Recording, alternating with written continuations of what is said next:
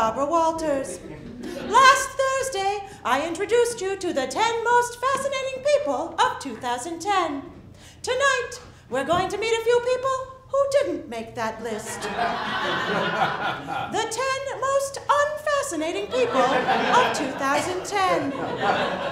This Canadian actor was America's favorite sitcom dad in the 80s, but now he's much less fascinating, and he has the growing pains to prove it. Hey, Barbara, I gotta say I really enjoy your special. I keep every one of them. That, of course, until my DVR's filled up and I need to delete it. Thank you.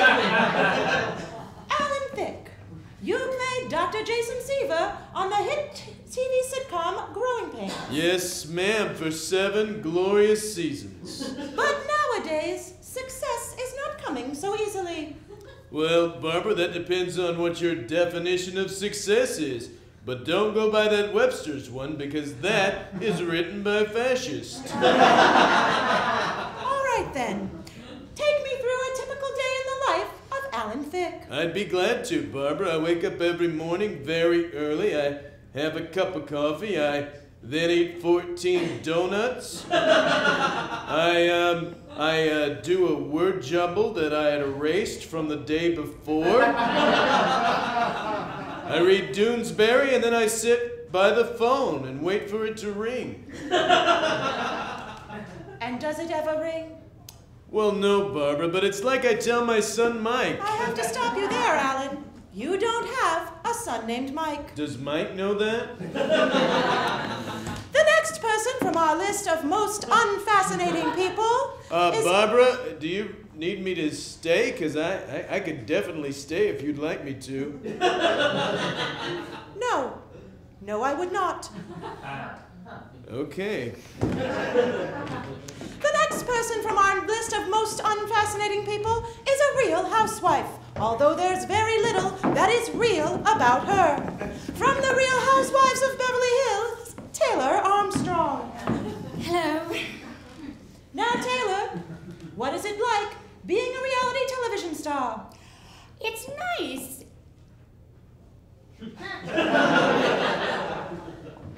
Do you feel your life has changed?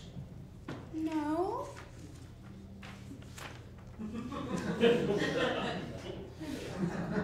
But there are cameras following you around, filming your every movement. Surely they must be intrusive on your lavish lifestyle.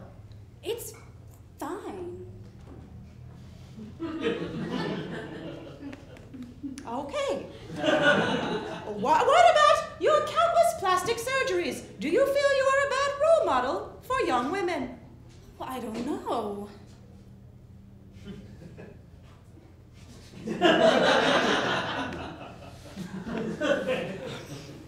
you were a tree, what kind of tree would you be? Oh, I couldn't be a tree because I'm a person. Amazingly, Taylor is not the most unfascinating person of 2010. We scoured the globe and found a young man named J.T. Wilson who has an unusual collection.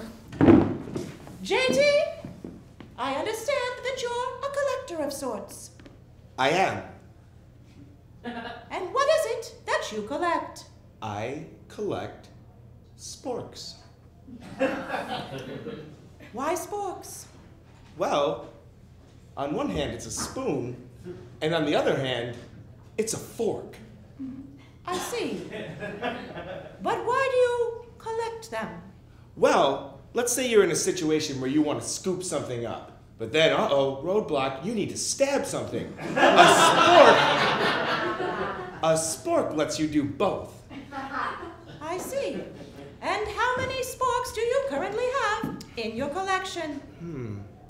At home? 2? 2. 2 is not a very extensive collection.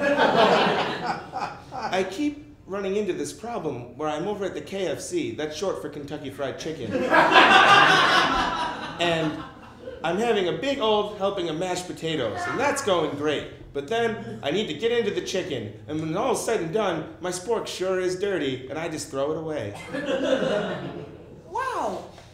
A collector of sporks who only has 2 sporks in the collection. JT, you are indeed the most unfascinating person of 2010. Woo!